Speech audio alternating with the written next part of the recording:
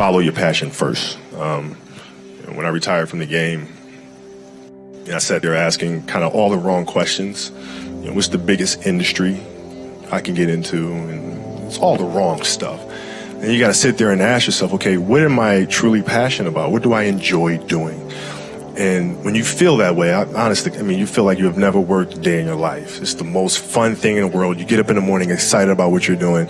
And you got to be really honest with yourself about it. If you wake up in the morning and you're dreading going to work, dude, do something else. Right. Do something else. And those are hard decisions to make. But when you make those decisions, it's a very liberating experience. And you find out that the rewards will come. I think the best way to prove your value is to work, is to learn, is to absorb, to be a sponge. But you always want to outwork your potential.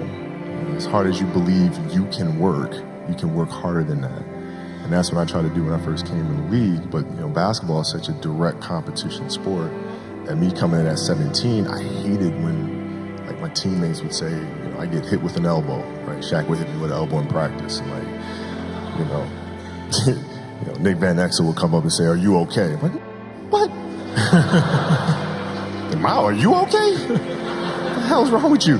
So I always had that extra chip on my shoulder. So every day in practice for me was really trying to annihilate everybody that I was playing against. Because I wanted to prove you don't need to babysit me. I'm fine, And so it's always that competitive nature, the work ethic, and curiosity. Because I asked a lot of questions. Playing with Bryant Scott, I asked him a lot of questions. Eddie Jones, who was great at chasing guards off the screens, and I didn't understand how to do that. I would sit with him before practice, after practice. Magic, all the Laker greats, I would always sit down and just ask them questions about certain games that I studied growing up. What actually happened there? What did you feel there? Why? We were playing against the Lakers, Tom, and we were out here in LA. So the game was at 7. I was like, you know what? I'm gonna come to the Staples Center because we're playing. This is when the Lakers had Kobe and Shaq. Okay, this is like the championship Lakers. So I'm gonna get there at 3 o'clock, and I want to make sure I make 400 made shots before I go back into the room, and then I sit in the sauna and I get ready for the game. So, get in the car, get to the gym, get there, and as I'm walking onto the court, who do I see? I see Kobe Bryant, already working out. So once I set my foot across that line, I started working out. And so I worked out for a good hour and a half. And when I came off, after I was done, I sat down, and of course I still heard the ball bouncing. I looked down, I'm like, this guy's still working out. He was working out for it looks like he was in a dead sweat when I got here. And he's still going. And it's not like his moves are nonchalant or lazy. He's doing game moves, I sit there and I unlace my shoes. I'm like, I want to see how long this goes. So I sit out there and watch another 25 minutes. And he got done. I said, okay, I think I've seen enough. Go play, come back, get in the sauna, get ready for the game. That game, he drops 40 on us, okay? And after the game is over, I'm like, I have to ask this guy. I have to understand,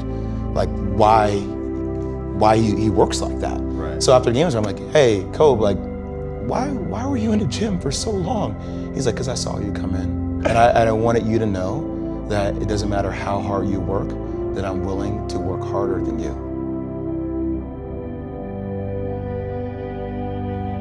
If your job is to try to be the best basketball player you can be, right?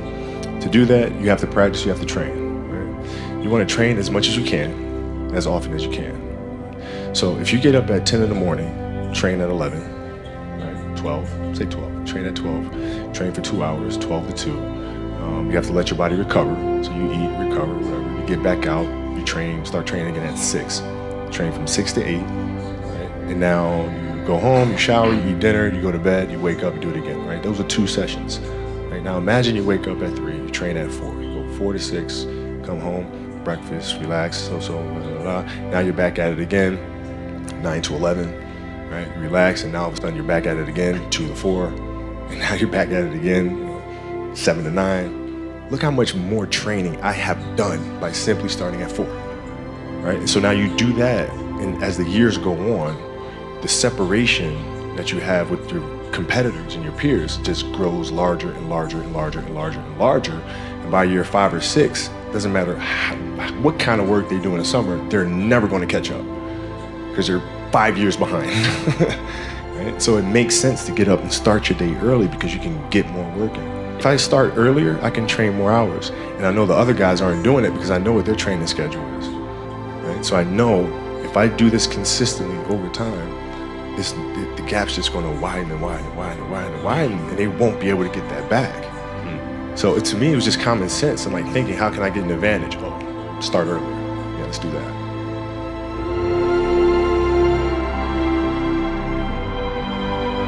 How do you develop that, or where do you learn that from? Well, I think it's just it's just a matter of what's important to you. Mm-hmm. What's important to you for whatever reason. I felt like I didn't feel good about myself if I wasn't doing everything I could to be the best version of myself. If I felt like I left anything on the table, it would eat away at me. I wouldn't be able to look myself in the mirror. And so the reason why I can retire now and be completely comfortable about it, because I know that I've done everything I could to be the best basketball player I could be.